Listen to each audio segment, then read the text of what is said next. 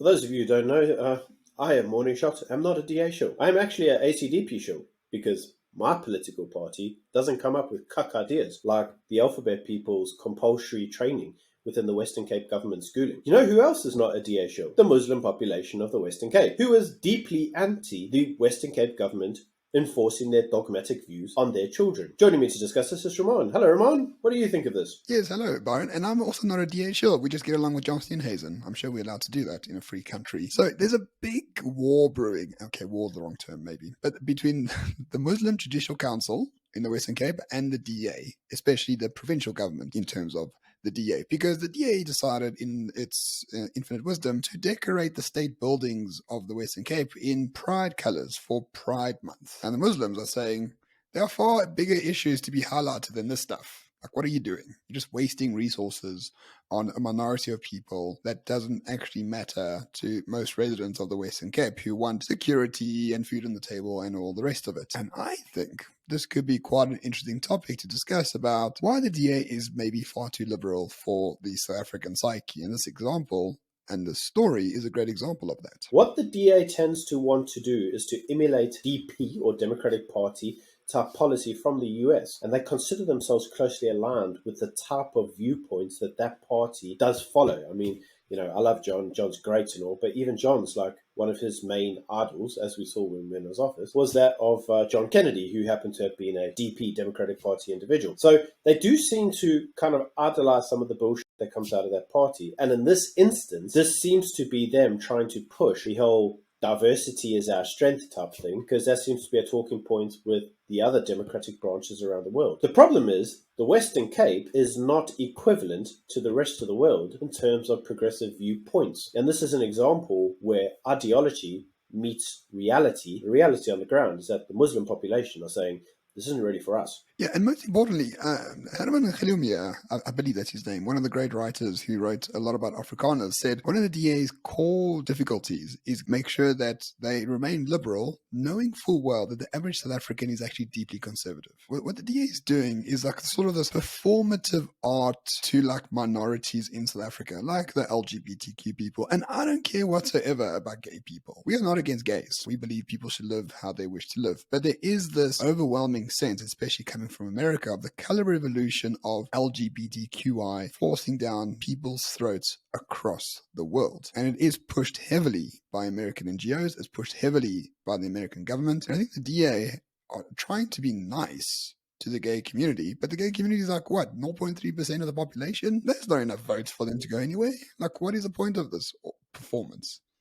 Not much. Yeah, but you could ask that question in all sorts of Western countries. Why is it that they're bending the knee to progressivism? There's probably some grants being given to these political parties that they will get grants in order to push political funding, in order to promote their political party. And I'm pretty sure that they've probably been told that one of the conditions of the funding to promote the party will be to actually bend the knee to the ideology. And that, to me, at least explains why they may be more inclined to follow this, even though in many instances what we've recently seen in Nicola Sturgeon is that it is not a vote-winning strategy in many respects. It is a political career-killing strategy. And in this instance, I think that it's rather unfortunate that the DA, on the cusp of 2024, when it needs all the support it can get, is bending its knee to an ideology that potentially does more damage or disruption to the party's image than it does in terms of positivity. So I think we sort of overestimate the amount of money the DA gets and the fact that this is like forced upon them through donors. I really think this is just a sort of messaging fail. Right? We know the DA a little bit. We know that their comms aren't great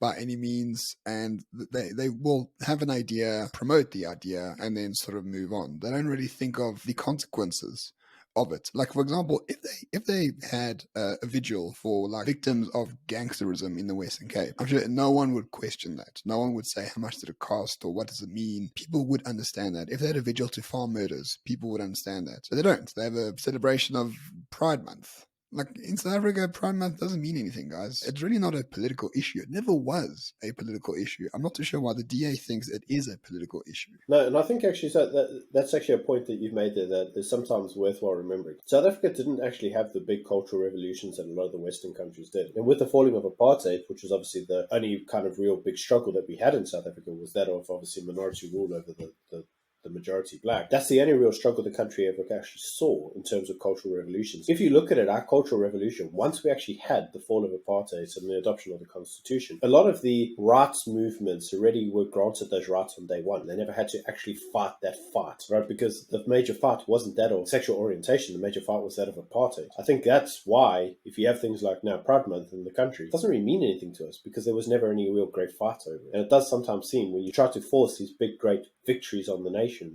looks at it like, we don't understand how this was an issue because it's never actually been an issue for us. We've never had to fight the fight. Because we mustn't forget, like, we had gay marriage quite early in 2006, but that only was acceptable because it was fought through the rule of law through courts. So first of all, the community went there and said, we want to inherit from the pension fund of my gay partner. The court said, cool. Okay, now we want to have this other right associated with marriage, but not marriage. The court said, cool. Then after a few years and after a few court victories, the gay community said, well, we have all these rights anyway that we've won through our court action, so you might as well just grant us gay marriage.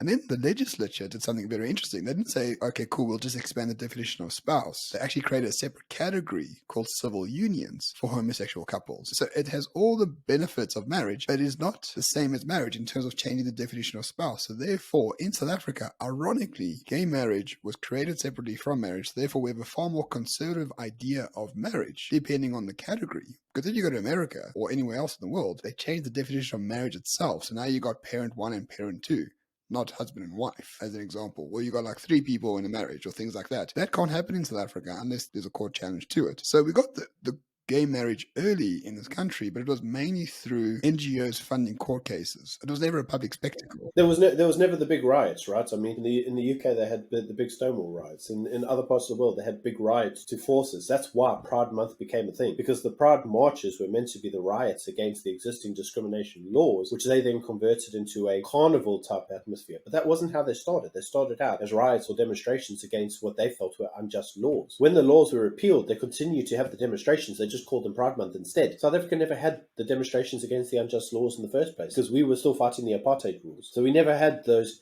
sexual liberation type movements. But it's kind of like having the party for winning the battle, but it's a battle you never fought. In South Africa, it feels like stolen valor. So are you saying the DA is appropriating gay pride culture despite having never fought for it? Yeah.